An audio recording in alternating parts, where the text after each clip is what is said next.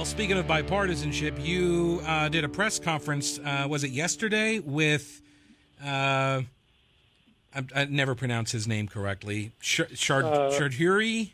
I don't know. Chaudhuri, Senator Chaudhuri. Okay. Democrat Senator, Yeah. Senator Tillman, Ballard, and Senator Horner. Yeah, that's got to be something worthwhile, I think, automatically. I would assume that there's something worthwhile if you guys are doing the same press conference for the same thing. So, because I don't think you probably agree with them on a whole lot of policy ideas. But this was about financial literacy, and the idea is what, to put it into the state curriculum.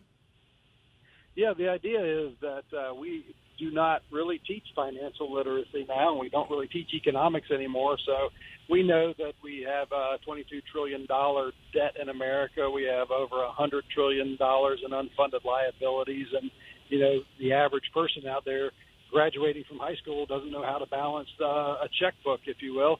And quite frankly, they don't even know the impacts of student loans, because student loan debt is now the largest form of debt in America, even surpassing mortgage debt. So the average student comes away with $38,000 in debt and usually spends the rest of their life paying that off.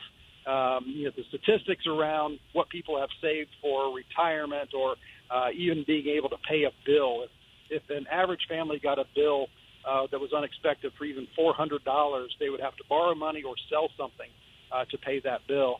So there's just not enough money put away for emergency and that type of thing. And, you know, this is one of those places that was actually interesting when Senator Chaudhuri was up there. He was talking about he and his wife taking a Dave Ramsey class. You know, that's what my wife and I have done, and my kids, and, you know, really just learning kind of the old-fashioned way. And teachers that take this training for these financial literacy courses actually learn a lot, too. So I think we're going to have a broad range of folks that we're helping here. But the point is that we want to get financial literacy and economics classes into all of our high schools. So all of our high school students will take this class, a mandatory class, before they graduate.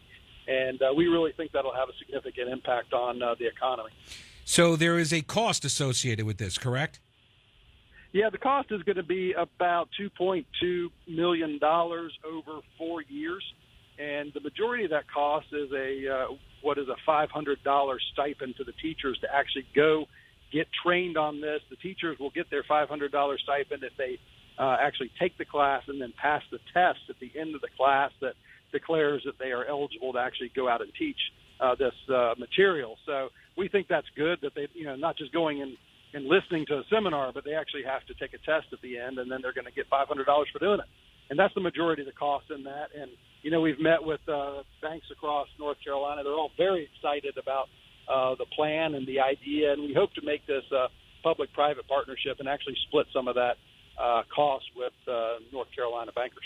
So when you say the term financial literacy, like, is it, I mean, you say balancing a checkbook, and you're kind of dating yourself there. Like, I know what that means, but I don't know. That's why I said so to speak. Yeah, right. Do kids know what that is? But concepts like, because I went looking because I wanted to know what exactly the term is. There is, in fact, a national financial capability study that was released, and it shows, this is probably going to come as a shock to you, that we think we are financially literate, but we're actually not.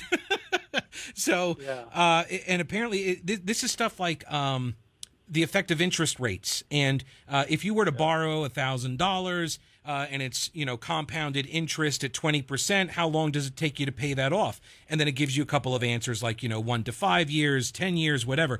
And the amount of people who fail this, and it's a very short test, but it's pretty astounding. It's about 2/3 of people that just pass with 3 out of 5 correct. And a third of them don't pass. That's crazy.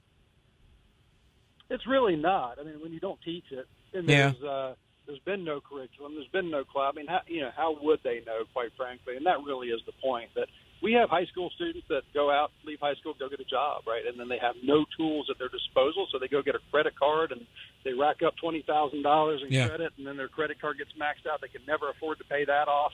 And then they, you know, end up, you know, somewhere down the line defaulting on that. And, you know, who knows what implications there are of that down the road for people. And that's the majority of Americans now kind of live that way. And Yeah. so this is just a really valuable tool to high school students, and it's going to be valuable to the teachers as well. And I think it's going to have a real impact on the people of North Carolina that are coming out of high school and going into college to have some more fiscal responsibility. All right. So, and I was wrong. I apologize. I said 60% got 3 out of 5. 60% could not get more than 3 out of 5. Okay. So, so that's right. 37% were considered to have high financial literacy. But if you ask them to assess themselves, 3/4 we give ourselves very high marks. So it's classic America, right? That's right. We are so confident in our non-knowledge, right? So this bill is being run now. What are the prospects for this, do you think?